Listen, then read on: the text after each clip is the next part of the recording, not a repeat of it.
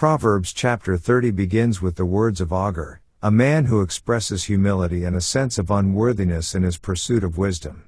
He acknowledges his limitations, stating that he is weary and does not have the understanding of a man.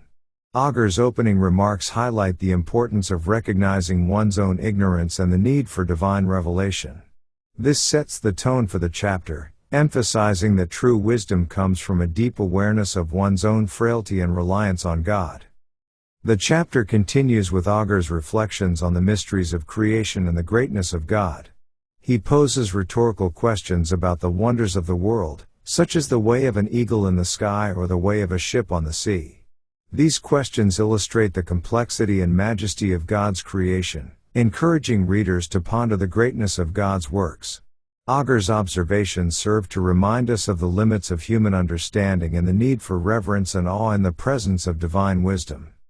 Additionally, Proverbs 30 provides a series of numerical proverbs that convey practical wisdom and insights about life. These observations illustrate the complexity of human behavior and the challenges of navigating relationships. The use of numbers in this section serves to emphasize key truths about life, prompting readers to reflect on the deeper meanings behind everyday experiences. The chapter concludes with warnings against arrogance and the consequences of unchecked pride. Agur cautions that there are three things that make the earth tremble: a servant who becomes a king, a fool who is filled with food, and an odious woman who is married to a husband. These sayings highlight the instability and potential chaos that can arise from improper authority and relationships. Overall, Proverbs Chapter 30 encapsulates key themes of humility in the pursuit of wisdom, the greatness of God's creation, the complexities of human behavior, and the dangers of pride and arrogance. Let's now read Proverbs Chapter 30. The words of Agur the son of Yakeh, even the prophecy, the man spake unto Ethiel, even unto Ethiel and Ochal. Surely I am more brutish than any man, and have not the understanding of a man. I neither learned wisdom, nor have the knowledge of the holy.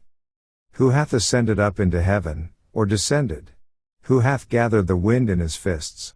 Who hath bound the waters in a garment? Who hath established all the ends of the earth? What is his name, and what is his son's name, if thou canst tell?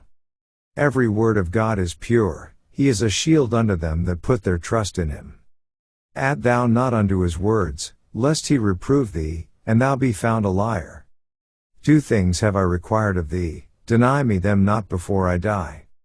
Remove far from me vanity and lies. Give me neither poverty nor riches, feed me with food convenient for me. Lest I be full, and deny thee, and say, Who is the Lord? Or lest I be poor, and steal, and take the name of my God in vain. Accuse not a servant unto his master, lest he curse thee, and thou be found guilty. There is a generation that curseth their father, and doth not bless their mother. There is a generation that are pure in their own eyes, and yet is not washed from their filthiness. There is a generation, oh how lofty are their eyes! And their eyelids are lifted up. There is a generation, whose teeth are as swords, and their jaw teeth as knives, to devour the poor from off the earth, and the needy from among men. The horse leech hath two daughters, crying, Give, give. There are three things that are never satisfied, yea, four things say not, It is enough. The grave, and the barren womb, the earth that is not filled with water, and the fire that saith not, It is enough. The eye that mocketh at his father, and despiseth to obey his mother, the ravens of the valley shall pick it out, and the young eagles shall eat it. There be three things which are too wonderful for me, yea, four which I know not. The way of an eagle in the air, the way of a serpent upon a rock, the way of a ship in the midst of the sea, and the way of a man with a maid. Such is the way of an adulterous woman, she eateth, and wipeth her mouth, and saith, I have done no wickedness. For three things the earth is disquieted, and for four which it cannot bear. For a servant when he reigneth, and a fool when he is filled with meat. For an odious woman when she is married, and an handmaid that is heir to her mistress. There be four things which are little upon the earth, but they are exceeding wise. The ants are a people not strong, yet they prepare their meat in the summer. The conies are but a feeble folk, yet make they their houses in the rocks. The locusts have no king, yet go they forth all of them by bands. The spider taketh hold with her hands, and is in kings' palaces. There be 3 things which go well, yea, 4 are comely in going.